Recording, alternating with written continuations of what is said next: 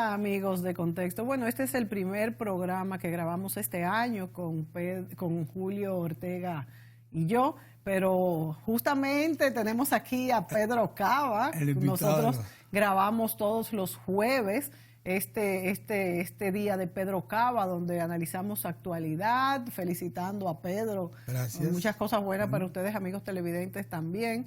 A ver si, bueno, cambia un poco el panorama internacional. Debe haber cambios. Que nos cambien todo, internacional y nacional también, Pedro. Así es. Bueno, yo creo que ojalá que las cosas tomen un derrotero, vamos a decir, que nos convenga al mundo, porque ya hemos visto cómo los precios del petróleo han aumentado considerablemente. ¿Y el oro también? Y el oro también, porque es un refugio. Casi $1.600. Sí, señor. Y el petróleo aumentó un 3% con el último ataque. Estamos grabando. Bajar porque fue por Yo el creo que efecto sí, de las por el primeras horas, efecto sí. de las primeras horas del último ataque a las bases iraquíes de Irán. Pero señores, yo digo que ha iniciado muy convulso este año, porque incluso la misma naturaleza, tenemos en Puerto Rico todos estos temblores de tierra que de hecho se han sentido en la República Dominicana, con todas esas réplicas. También en este panorama, como ha estado tan caldeado, este avión que ha caído después de despegar del aeropuerto de Teherán, un avión ucraniano, que pudo haberse hasta pensado en un momento que hubiera podido ser terrorismo o algo así, se ha comprobado. Terrorismo americano. Bueno, se ha comprobado que fueron fallas técnicas. No, parece que sí, no, el problema de que esos aviones Boeing de esa generación. Pero que dentro son de un peligro en el aire. Sí. Pero habían sido llamados a tierra todos. Sí, sin embargo ese estaba en el aire. Porque ya van 3 que se han accidentado de ese mismo tipo. O sea que es un avión que no nos explicamos. No debió estar en el aire. No debió haber estado en el aire. Bueno, pero dentro de todo este panorama, todos estamos ya familiarizados con lo que está pasando entre Irak y Estados Unidos, y entonces todo esto ha sido en Irak, que ha sido el campo de batalla. No se sabe qué más va a pasar. Nancy Pelosi ha dicho que ellos están trabajando en el Congreso de los Estados Unidos para que el presidente no pueda tomar acciones unilaterales sin informar, y Donald Trump respondió que, bueno, que sus avisos en la cuenta de Twitter son el aviso pertinente para defender ya, eso es el aviso del Congreso. Él dijo esto, es increíble, pero lo dijo que ese era su aviso y que él no podía estar esperando porque había que defenderse. De manera que el mundo está expectante. La buena noticia es que tanto los iraníes como los Estados Unidos han dicho que ellos no quieren una guerra, que ellos están simplemente respondiendo cada uno al nivel de que el otro hace. Todo se inició el 27 de diciembre, cuando fue muerto un contratista norteamericano en Irak, después en unos enfrentamientos. Sabemos cómo en estos grupos religiosos hay unos enfrentamientos muy fuertes entre suníes y chiitas en Irak, en Irán, y todo vino de ahí, pero sabemos que hay grupos norteamericanos. Parece que esto fue un accidente, aparentemente, de la muerte del primer norteamericano el 27 de diciembre. A partir de ahí... En esa zona no hay accidentes. En esa zona no hay accidentes. No. El Medio Oriente todo es provocado. ¿Y hay accidentes de tránsito? Política punitiva o de cualquier tipo. No hay accidentes de tránsito. Ay, eso es muy ocasional. Pero fíjate que este fue supuestamente el detonante, y ahí fue que después de esto los americanos atacaron de nuevo, y ahí fue la toma de la embajada en Irak cuando... Con el señor Soleimani en Irak, en Bagdad. Claro, y el señor Soleimani, hay que decir que era el que diseñaba toda la política, sí, el general y líder. Y era un gran líder, bueno. El segundo hombre de Irán. Sí, muy... Más que el presidente. El poder político se sustentaba en él. No, y no solamente el poder político verdad, local iraní, sino internacional. Parece que él era el que coordinaba todo. Él estaba al frente de un cuerpo de la Guardia Republicana, sí, que se llama Al-Quds. Sí. Ese cuerpo, que es un cuerpo élite, es el que estaba encargado de las operaciones en Irak, sí, para combatir el Estado Islámico, para reforzar las milicias chiitas. Irak es un país de mayoría chiita, sí, casi un 70%. Sí. Y también de dar asistencia junto con Rusia y con el grupo libanés Hezbollah al gobierno de Siria en la guerra interna, que prácticamente la han ganado, tanto al terrorismo de Al-Qaeda como a otros grupos de... Manteniendo al presidente Assad en el poder, que era que contrario por cierto, a los Estados ayer Unidos. estuvo el presidente Putin con una acción de esa de ajedrez que él hace, estuvo sorpresivamente, llegó a Damasco y se reunió con el presidente de Siria, Bashar al-Assad. Yo quería hacer una pequeña precisión porque se tocó en la introducción. Mira, el precio de la onza de oro había superado ya los $1.500 en la segunda quincena del mes de diciembre, comenzó a superarlo. La tonelada métrica de cacao que ha estado rondando, pasó de los 2.500 en la segunda. Wow. Y la libra de azúcar en el mercado mundial, que se estuvo fluctuando de 11 y medio, 12, superó los 13, iba camino a los 14 antes de esto. Con lo que pasó, subió a 1.600.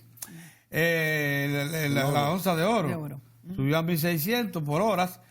Yo, sin embargo, considero que, porque yo decía, que no pan del cúnico. Muchas de estas acciones que parecen ponerlo en la antesala de la Tercera Guerra Mundial, como de una vez se le ocurre a la gente decir. ¿Quién dijo eso? Sí, se ha publicado muchísimas veces. Muchísima gente. Aunque uno que lo haya dicho. Muchísima gente. Muchísima gente. Pero muchísima gente. Entonces,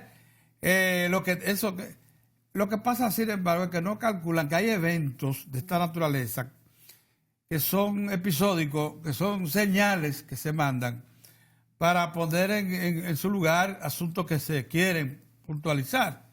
En este caso, que muchos amigos como Julio califica de ensoberbecido y loco al presidente Trump porque manda a matar al segundo hombre, porque es verdad, un hombre tan influyente que movilizó al pueblo entero.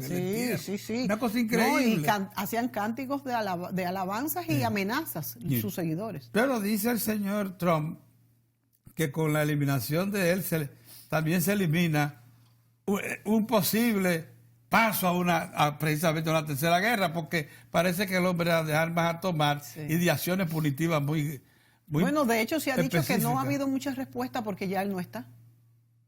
Porque dicen algunas voces que si hubiese estado vivo él, ya hubiera reaccionado. Déjame cerrar una visión caricatural. Un hombre en un país de más de 80 millones de habitantes. No, son grandes líderes. Pero espérate, exacto, él es era el segundo hombre de Irán. Es decir, el segundo hombre antes que el presidente de la República Islámica. Porque es un líder solo religioso. por debajo del líder espiritual, el ayatollah Khamenei.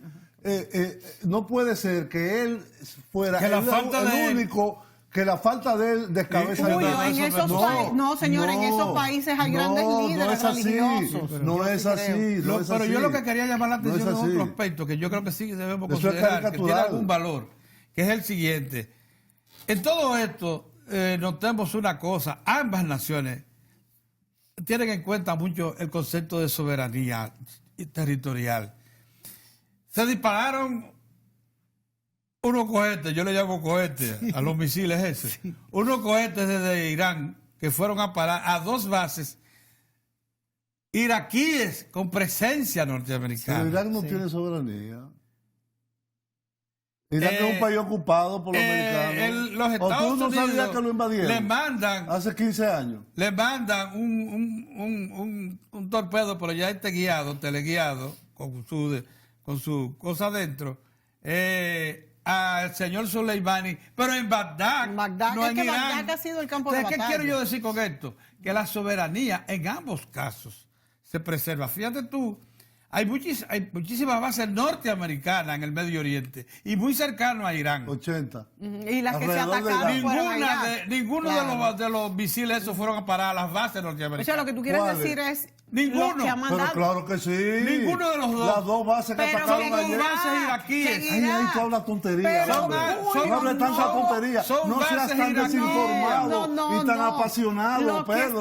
Son bases norteamericanas en Irak. Eso es lo que está diciendo Julio. No, dice que son bases iraquíes. No, son bases iraquíes en Irak. No, con presencia norteamericana. No, son bases norteamericanas. Oye, Pedro, tú te enteraste en el 2003, Irak fue invadido por los Estados Unidos. Okay. Pero espérate, y mandó 500,000 soldados. Sí. Y mataron 1 millón de iraquíes. Sí. ¿Tú lo sabías? Sí. Y que Kuwait, Arabia Saudita, Turquía, Turkmenistán, todos esos países están llenos, Oman, Qatar, lleno de bases americanas. 80 bases hay en el Golfo Pérsico. Sí, 80. Pero yo lo que he entendido de lo que ha dicho Pedro. Irak no tiene ninguna soberanía. Hasta ayer. ¿Estuvieron en Irak? No. Las dos bases que fueron objetivo ayer de misiles fueron dos bases iraquíes con presencia que no existen bases iraquíes. Y parece que no hubo Pedro, no existen bases iraquíes. Irak no es un país con un ejército organizado. Para derrotar al Estado Islámico tuvieron que apelar a la ayuda de este señor, de Soleimani. Él fue que organizó las milicias de defensa popular, que fueron las que derrotaron. No hay un ejército en Irak. Mi visión es los es Estados distinta. Unidos que tienen ocupado ¿Me Irak. deja decir algo, Julio? ¿Por qué no puede decir tonterías? Lo que pasa es que quedan muy pocos ahí. Fíjate. ¿A dónde? En Irak. Norteamericanos en Irak quedan pocos. De hecho, ya no había nadie en la base. En una de las dos bases. En una de las dos bases no había casi 10,000 nada más quedan. En una de las dos. Oye. Ya estaba prácticamente desmontado. No, y la habían sacado el día anterior. 10,000 no son nada. No son nada. Comparada con todo lo que hubo ahí. Bien. Claro, con un país con 500,000 soldados, 10,000 no es nada. Pero las bases militares son norteamericanas, construidas por ellos. Lo que quiero decir es que ambos estados, se han cuidado, se han cuidado no tocar su soberanía. Exacto, eso es lo que quería. Y eso, por el momento, es la interpretación. Por eso decía yo, que no pan del cúnico. En el Medio Oriente. Cuando la cosa trascienda y las acciones punitivas se registren en el país, en el país de origen que confrontado. Exacto, o sea, Irán, y no o sea, utilizando recursos como hizo Estados Unidos, que le mandó el dron ese en Bagdad a ese señor, o lo que hizo los iraníes que mandaron misiles a Bagdad. Mientras la cosa esté así, lo que se están mandando es señales, advertencias, severísimas, lógicamente, pero todavía advertencias. Entonces yo creo, y por eso ayer, por ejemplo, se hablaba en la noche de que iba a haber una intervención a toda la nación del presidente Trump, porque las primeras señales que habían era como de un ataque masivo que comenzaba por esas dos bases. No, después que ellos analizaron el cuadro, se dieron cuenta que no era necesaria. De hecho, hicieron declaraciones de que no querían ir más allá. Y el señor... ¿No crees que es muy rápido tú afirmar eso? Sí, por el momento. En menos de 24 horas. Por lo mismo que te estoy diciendo. Pero no es muy rápido. Mientras no iba a intervenir rápidamente, ya dijo, no, un momentito, y entonces es el ministro de la Defensa que dice, abrimos un espacio de diálogo. Siempre que no esté con... ¿De diálogo en qué? Con Irán. ¿Con misiles o sin misiles? No, de diálogo político, de intercambio. ¿Tú crees que hay un diálogo político? Eso fue lo que él abrió. El país que rompió el acuerdo nuclear con Irán. Pero ya lee lo que ha dicho el secretario. Lo que él ha dicho. Él dice que él no tiene que consultar al Congreso. No, bueno, que los tweets de él ya son la información del Congreso. Hay un lenguaje que esa gente entiende. ¿Quién? ¿Pero quién es esa gente? Ellos los gobiernos que están al estilo Irán y Estados Unidos, muy posicionados de posiciones de fuerza, en actitudes de fuerza. Hoy se va a tratar en el Consejo de Seguridad de las Naciones Unidas el ataque en Bagdad al general Soleimani. Es que se ha atacado, la comunidad internacional no lo aprueba, obviamente. No, bueno, hay algunos países que sí. Pero bueno, como Israel, por ejemplo. Pero tú sabes que al canciller iraní, que se va a tratar un tema de Irán, no le dieron viso para entrar. Muy amistosa esa. Además que viola el acuerdo de No es el asunto de amistad, tú sabes que esos son... No, pero que los Estados Unidos tienen derecho a prohibir a un canciller de un país soberano entrar a las Naciones Unidas. Pero no te coloca en posición crítica. Bueno, en tal caso no podría entrar tampoco el norteamericano. Claro que sí, pero son los dueños del territorio. Eso te digo, que fuera lo que sería equivalente. Pero eso es imposible. ¿Cómo va a ser que no puede entrar el norteamericano en su país? Bueno, si le impiden al iraní, debería de ser. Si vamos a calificar cada acción del señor Trump desde el punto del prisma, desde el punto de vista de la afectación personal, nos vamos... ¿Cómo personal? Personal, o sea, a ti no te gusta Trump y no, por eso no todo lo que él haga, personal. tú lo rechazas. Eso no tiene que ver vamos nada a analizar con la cosa en personal. términos más prácticos, más pragmáticos. En este momento, el señor Trump muy probablemente tenga en mente incluso el escenario electoral. Sí, no, él ha dicho, claramente que él no persigue conseguir. Lo que lo motivó es eso. Esa es la situación que estamos viviendo en el mundo de hoy, esa es la realidad. Él quiere desviar la atención. Los voceros que hablaban de Israel, ¿tú sabes lo que decían? Estamos a las puertas de la guerra, porque lo que ellos quisieran es que rápidamente se escale la confrontación y se llegue a una acción directa de Estados Unidos contra Irán para borrar sus temores, porque están al lado, están a centenares de kilómetros nada más. Sí. Miles. No, de Haifa. Hay 300 kilómetros de Haifa, cosa. Cualquier misil que quiera tirar a Irán toca Haifa, que es la ciudad más al extremo. Ellos tienen alcance, pero hay más de 1000 kilómetros. Sí. Ahí mismo, Haifa es la más cercana. Entonces ellos sienten temor, lógicamente, y quieren agravar la nota. Cada cual ve según el prisma, de vista, por supuesto. Según su prisma. ¿Qué quisiera Israel? Que rápidamente los Estados Unidos resuelvan ese dolor de cabeza que ellos tienen todos los días, cada minuto, cada segundo. Que es Irán al lado porque suyo. siempre han estado enfrentados. Bueno, entonces este el problema viene es desde antes de la hay que ver la cosa con ese pragmatismo de señores. hoy. Esa es la cosa. Y también tenemos que ver, si nos vamos a antes del 1948, cuando se formó el Estado de Israel, que ya estos pueblos estaban en pugna, y todos estos movimientos panárabes que trataron de formarse, tampoco tuvieron ningún éxito. Y todos estos refugiados palestinos, por ejemplo. No. Haifa está bien. De muy cercana. Unos cuantos Fíjense, señores, que Israel en tamaño no es ni siquiera precisamente. Un municipio por eso les preocupa tanto. Pero hay 1700, estoy viendo aquí, no me lo estoy inventando. 1725 kilómetros. Si tú la colocas, por ejemplo, desde Jerusalén a cosa. Desde Haifa, entonces del extremo. Distancia entre Israel e Irán. Busca Haifa busca Haifa para que tú veas que está pegadito. Dime una ciudad iraní. Haifa y una ciudad iraní cualquiera. Y la frontera, y la vas a encontrar mucho más cerca. Pero Haifa y la frontera. Más de 1000 kilómetros. Déjeme decirle que en este momento, por ejemplo, la Asociación de Pilotos de las Líneas Aéreas de los Estados Unidos emitieron un comunicado advirtiendo que no se puede tocar el espacio que no deben estar cerca de la zona del Golfo Pérsico. Cerca. ¿Qué quiere eso decir? Que realmente hay que tomar, como dice Julio, la situación que... Claro, la situación es muy dramática. Es muy hay que tomar medidas. Y ciertamente cualquier cosa puede agravarla. Yo no iría al Golfo en este momento. Pero no es que estamos de que al borde de una tercera guerra. Yo no lo creo tampoco. Yo no lo creo. ¿Tú ibas de vacaciones para Dubái? Ajá, ¿tú me invitaste? No, me dijeron. Me dijeron parece que Julio Ortega nos piensa invitar. Es importante analizar eso, que no perdamos el tiempo también, porque hoy tú debes analizar lo que está pasando en España. Vámonos a la pausa. Y venimos entonces y vamos con la a cerrar parte de este tema. Volvemos.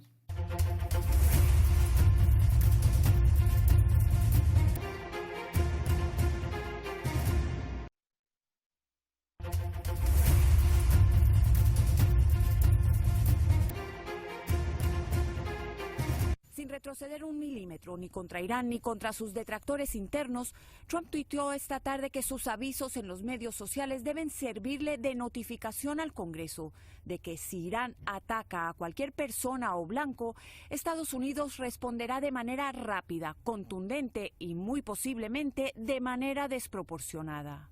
Las amenazas y el aumento de seguridad en las calles generan preocupación. Con ese pensamiento de que no vayan a hacer otras cosas más feas como lo que pasó en el 9/11.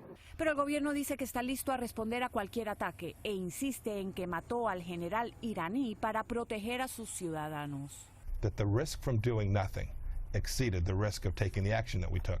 And we made the right decision. We protected and defended the American people. José Díaz confía en Trump. Estuvo en lo correcto, ¿entiende? De protegerlos antes de que cualquier cosa fuera a pasar. Otros aseguran que el presidente quiere restarle importancia al juicio en su contra. Fue una distracción y es una preocupación para todos, para todo el mundo, no solo para nosotros. ¿Tú crees que el presidente Trump sería capaz de meternos en una guerra solamente para salvarse? Sí, definitivamente. La desconfianza en torno a las motivaciones de Trump o si atacó a Irán sin calcular el peligro ha aumentado la tensión en un Congreso que tendrá que unirse para hacerle frente a cualquier amenaza internacional, al mismo tiempo que se enfrenta sobre la destitución del mandatario. Se complica, pero no es algo que no pueden manejar ambas cámaras. Tienen que hacerlo y a la vez esto lo que pasó en Irán es un ejemplo perfecto para ver por qué se tiene que controlar el poder del presidente. En Washington, Cristina Londoño, Noticias Telemundo.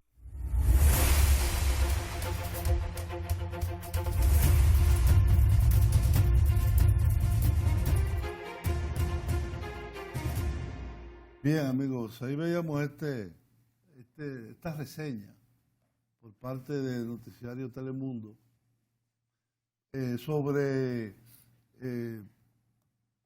la perspectiva desde los Estados Unidos de algunas personas, unos que piensan que Trump lo está haciendo para fortalecer su posición frente al impeachment y eventualmente frente al proceso electoral de noviembre próximo. Otros que creen que él lo apoya, pero lo más llamativo es dos cosas de ese reportaje. Uno, el desprecio de este señor hacia las instituciones norteamericanas. Eso es preocupante. Sí. Es decir, ¿cómo decirle que una notificación al Congreso es lo que yo hago por Twitter? Pero hombre, así no. Sí. Muy preocupante. Y el Congreso de los Estados Unidos es el único con autoridad de declarar guerras. No puede hacer nada de meter a un país en una guerra si no hay una declaración del Congreso. Y de hecho se supone que la grandeza de los Estados Unidos es su balance. Entonces, en las fuerzas. el segundo es esa lógica que han utilizado los oficiales del gobierno de los Estados Unidos para justificar esta acción sin fundamento. Sin fundamento, porque tú dices, no, este señor había hecho esto, hizo esto y se proponía tal cosa. No, es que estaba planeando futuros ataques, pero eso desde el punto de vista del derecho internacional es una locura. Es decir, usar el asesinato de hombres de Estado de muy alto nivel, de países, diríamos, enemigos. En este es injustificable. Es injustificable. Sin fundamento. Pero es sin fundamento, porque tú me dices, los Estados Unidos acusaban a Osama Bin Laden de ser el cerebro y el ejecutor del ataque del 11 de septiembre. Cierto o no, ellos tenían esa acusación y ellos lo persiguieron hasta que lo encontraron y lo mataron. Pero en este caso no había ninguna acusación de ningún tipo. Y lo único que alegan es posibles ataques, posibles no, planificaciones en el futuro. Pero señores, es que el mundo no se maneja así. Ni siquiera la justicia de su país se maneja así. Ellos dicen, Julio, que él fue el planificador de muchos ataques anteriores, pero no específicamente. No, lo que él planificó fue la derrota del Estado Islámico en Irak. Bueno, sí, también. Y en Siria. Sí. Ahí es que él se destacó. Indudablemente él fue uno de los puntos claves en la derrota. Él fue el que se destacó en movilizar la fuerza de los chiitas, que es un problema religioso que hay en esa región. Irak es un país de mayoría chiita. Siria tiene una importante población chiita, aunque no es mayoría. Mientras que Irán es totalmente chiita. Es la gran potencia del chiismo, que es una rama de la religión. Irak tiene más sunitas. No.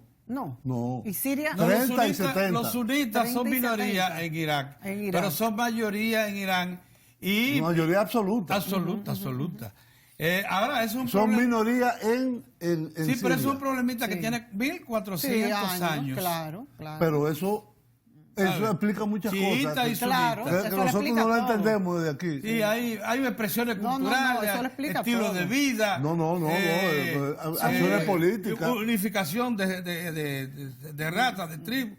Hay muchísimas cosas que identifican a los chiitas con respecto a los sunitas. Incluso las divisiones dentro de ellos mismos, porque los vasos. Es como decir los protestantes y los pero hay más diferencias. Sí, pero no es más o menos igual. Pero tú sabes que en el caso de los chiitas, ellos... Para que la gente entienda, digo. Sí, pero como provienen de la misma región casi, se parecen en las razas, los estilos. ¿Cómo se parecen? Son los mismos. No, porque tú los diferencias. Yo no sé cómo ellos se diferencian. Los chiitas por el tipo de turbante y de cosas que usan, pero no, ¿cómo que si la misma raza, la misma gente, el mismo idioma?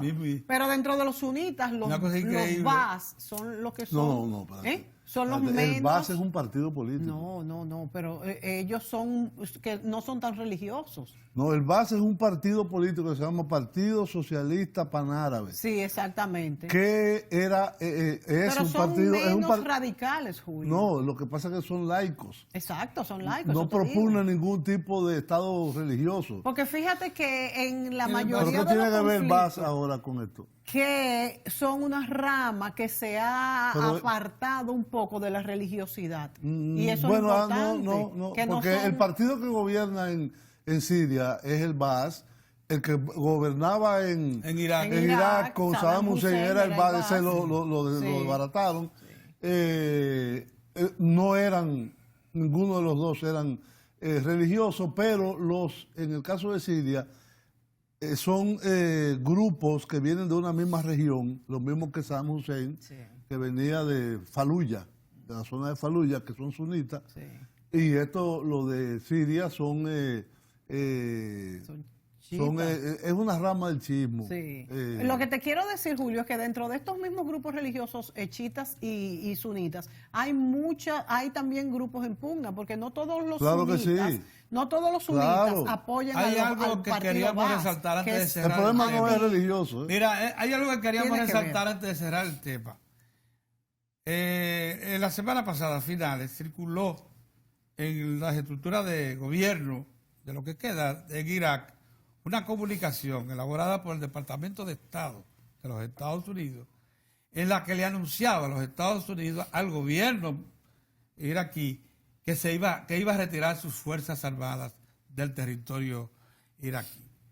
La cuestión parece que la reconsideraron rápidamente y el ministro de Defensa dijo que esa comunicación partió por error, que esa no era la posición del gobierno norteamericano. O sea, ¿pero qué deja eso en el ambiente? Parece que hay un sentimiento, una disposición, una inclinación del gobierno de los Estados Unidos de abandonar su presencia militar en Irak. Y al revés. Óyeme, pero déjame... Es al contrario. Pero déjame de tirarte la... Porque por alguna causa esa comunicación fue escrita y entregada a los órganos de poder de Irak. Escucha. Por alguna causa. Oye, ¿qué fue lo que pasó? Después del ataque al general Soleimani. No, pero fue antes. No, después del ataque. El ataque fue el 3 o el 4, el 3 creo.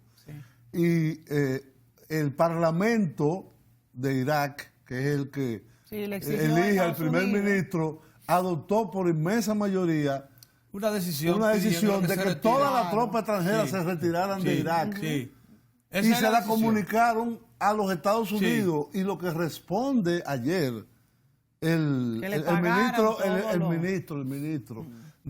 secretario de Defensa en Estados Unidos, el ministro de Defensa, responde que los Estados Unidos va a respetar, y después dice que no, que perdón, que eso fue una mala interpretación. No, y que si no le paguen todos sus bases que tienen. Sí, porque dice que son iraquíes, que no son americanas. No, son iraquíes, que se la montó el gobierno norteamericano. Se la montó. Y los soldados mayoritarios que están en esa base son iraquíes. Un país con una minoría de presencia militar. Que disolvieron al ejército. Ahora, ¿quién está mejor resguardado? En la base esa, los americanos. Ellos tienen su Pedro, búnker pero tú, y los demás están expuestos. esta comunicación que tú dices que... Sí, circuló. Espérate, es un indicador. Pero fue antes de todo sí, esto. Eso no fue ahora. No, esa fue la respuesta rápida que le dio.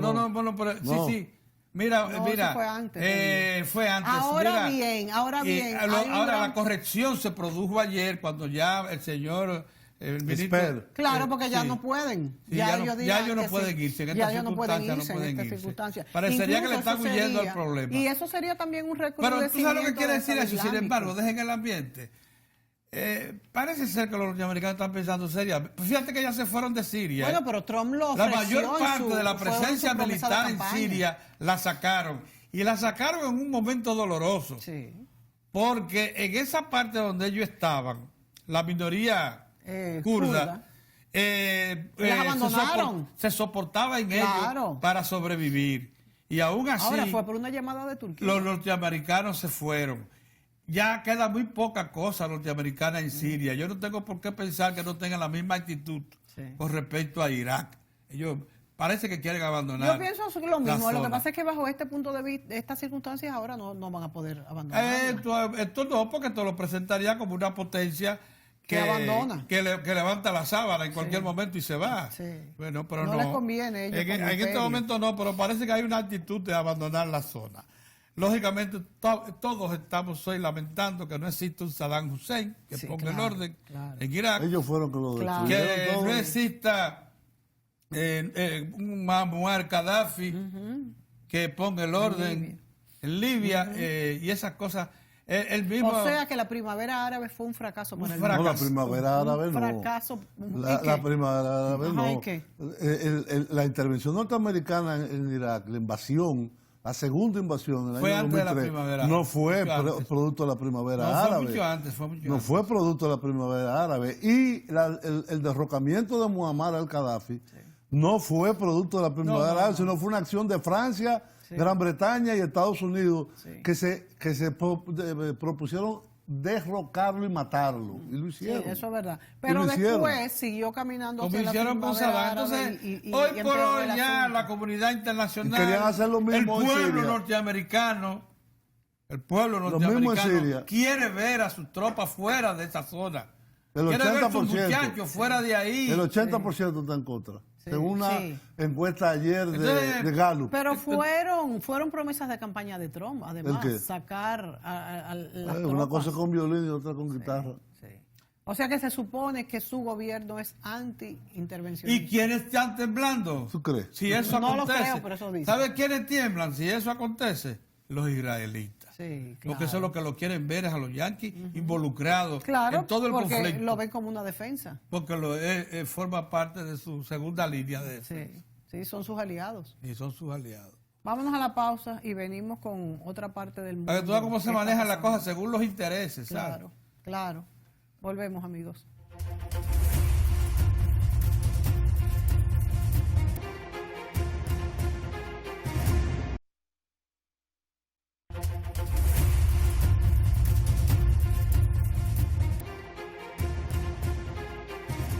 Votos a favor del candidato, 167. Votos en contra del candidato, 165. Abstenciones, 18. Señorías, al haberse alcanzado el voto favorable de la mayoría simple de los miembros de la Cámara, queda otorgada la confianza al candidato don Pedro Sánchez Pérez Castejón, lo cual comunicaré a Su Majestad el Rey para que sea nombrado presidente del Gobierno. Se levanta la sesión.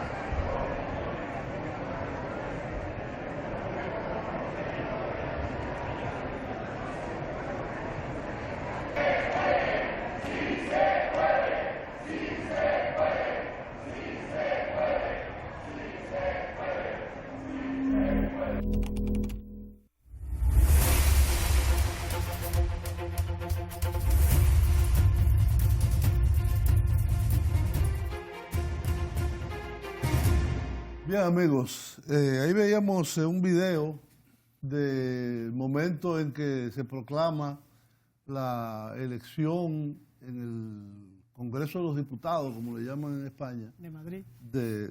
Sí, bueno, de España. Del candidato del Partido Socialista a la presidencia del gobierno, que ya llevaba más de un año y medio como interino, después de dos elecciones, una en abril y otra en noviembre. Un interinato casi improductivo, porque no podía tomar totalmente, no había presupuesto. No había presupuesto. De España boba. Bueno, de España. Sí. La boba España. Sí. Y finalmente, a través de un acuerdo de coalición con Unidos Podemos, que es una federación de partidos de izquierda, más el apoyo y negociaciones con otros partidos, como es el caso de los partidos nacionalista vasco y Esquerra Republicana de Cataluña, que uno votó a favor, el otro se abstuvo para facilitar la investidura. España sale de ese limbo, forma gobierno ya, dentro de horas habrá gobierno. ¿Por qué periodo? ¿Por qué tiempo? 4 años. 4 años. Se forma el gobierno, claro. Como un sistema parlamentario, si hay una moción de censura que la apoye la mayoría, si hay una ruptura de la coalición, que en el caso de España, desde la guerra civil española, no había un gobierno de coalición. No, de coalición. De coalición de lo que fuera, de derecha o de izquierda. Que es muy conveniente. Que son muy comunes en Europa. Lo que pasa es que en el sistema político español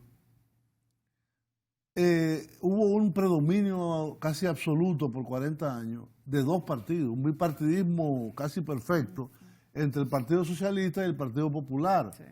Y lo que ellos hacían era que negociaban algunos apoyos si lo necesitaban. O sea, que no necesitaban coalición. Tanto Aznar como, no coaliciones, no, apoyos de investidura, le llaman ellos. Entonces, en el caso de España, ahora ya es una coalición de gobierno, con un programa específico, con un programa acordado entre los dos grupos, que es realmente, para España es una novedad, pero en Europa es lo más común. No, incluso en América Latina hay países que están gobernados por coaliciones, Chile fue... Pero que las coaliciones en sistemas presidencialistas son distintas. Sí, son muy distintas. Las coaliciones en el sistema parlamentario son fundamentales porque si no tiene mayoría ninguno. Por ejemplo, en Alemania hay una gran coalición, le llaman, que es un gobierno entre el Partido Socialdemócrata, el Partido Demócrata Cristiana y los Verdes. Tienen una gran coalición, es decir, una coalición para preservar la estabilidad.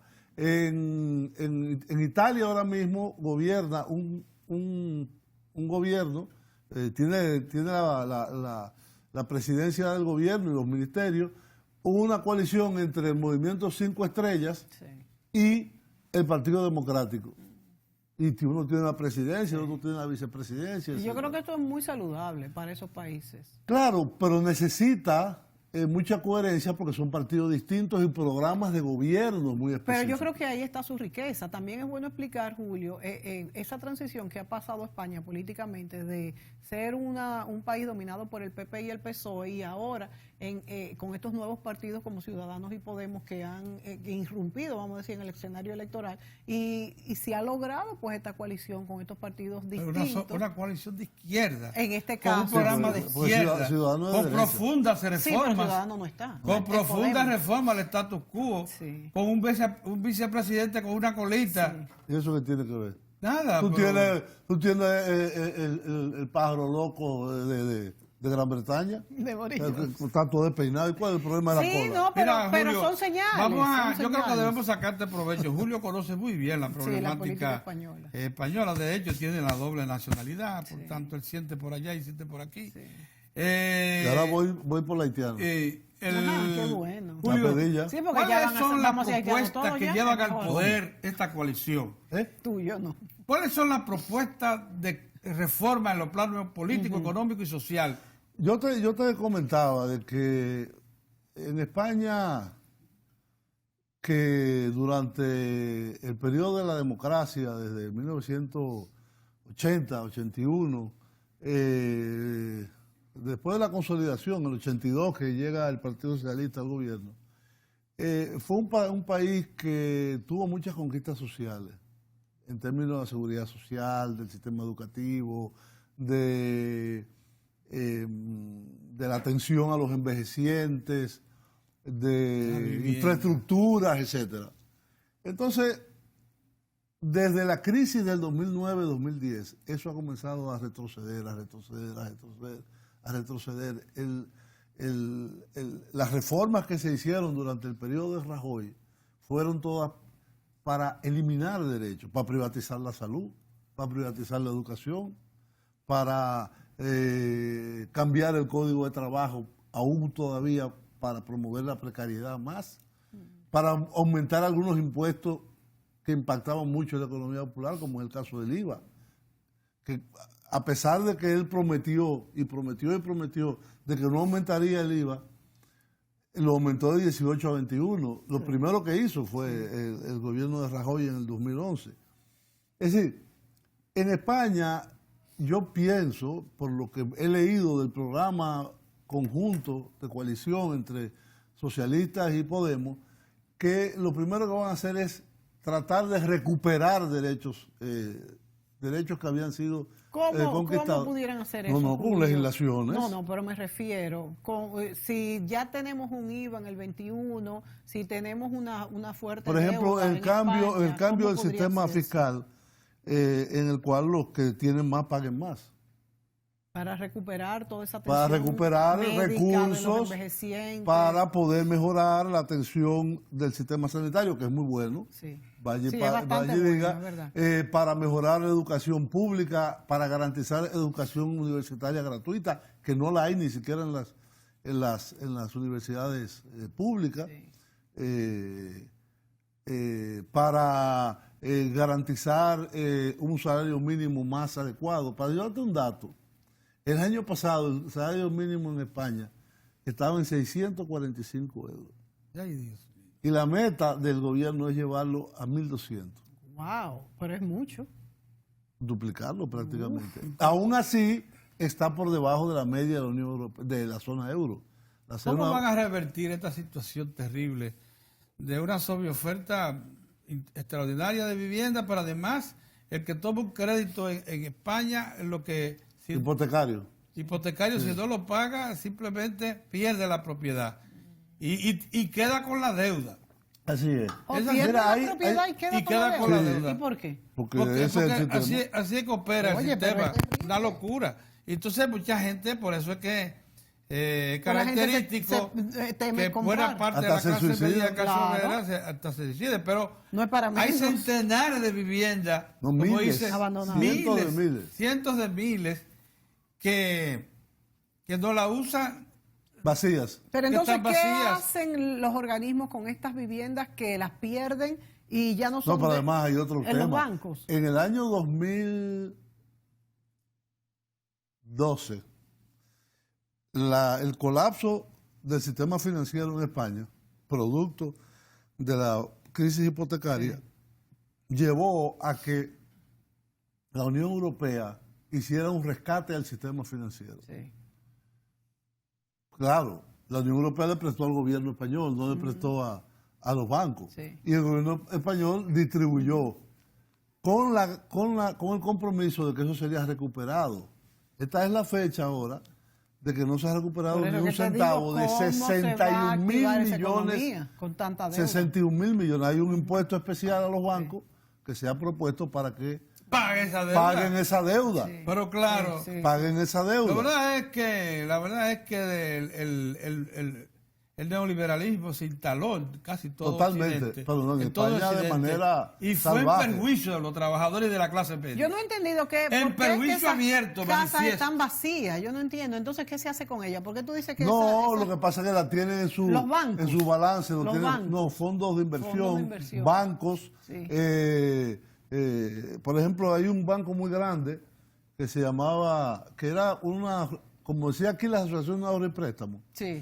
Que era... que era para inmobiliario. Allá se llamaban no, se llamaban las cajas de ahorro. Ah, claro. Las cajas de ahorro que llegaron a ser gigantescas, se fundieron en un banco que se llamó Bankia, que Rodrigo Rato está preso por las estafas que hicieron ahí, que fue vicepresidente del gobierno de Aznar, Rodrigo Rato, y director gerente del Fondo Monetario Internacional. ¿Tú crees que en el acuerdo que hay entre PSOE y Podemos, ¿existe alguna respuesta a ese problema? Pero claro, eso está en el programa. ¿Qué tipo de respuesta le van a dar a eso? Bueno, la posición... Que no ha denunciado esta gente. La posición de Podemos es de que se haga un banco público con Bankia para asistir a la pequeña y la mediana empresa. Es un banco muy grande. Sí, sería así. Que en España no hay un banco de reserva, no existe en España. No hay. Julio, se nos acaba el tiempo, Pedro, se nos acaba el tiempo de hecho. Entonces, yo quisiera que tú hablaras un poquito, un minuto, a ver si nos dan, de qué pasaría en una fragmentación de España, ya que, ¿cómo así? bueno, tenemos ahí a Cataluña, tenemos al País Vasco. Sí, con estos acuerdos lo que tienen con los partidos lo único que ha independentistas. acordado el gobierno de Pedro Sánchez o el Partido Socialista y apoyado por Podemos es hacer una mesa de diálogo entre el gobierno español y el gobierno catalán y hacer lo mismo con los vascos. Una mesa de diálogo para resolver desde el punto de vista político y no judicial o de represión la situación del reclamo de la independencia. Ya por disposición de los nuevos gobernantes, con las dos formaciones. Claro, tú tienes políticos, por ejemplo, el vicepresidente, no existía vicepresidente del gobierno de Cataluña y eurodiputados reconocidos por la Cámara Europea. Está preso, por eso te condenado a 13 años. Tendremos que seguir hablando sobre este tema. Ese es un tema que va a ser recurrente, mucho más que si contamos con Julio, el doble nacional de Julio. Ahora será triple nacional. Señores, hasta la próxima, se nos acabó el tiempo.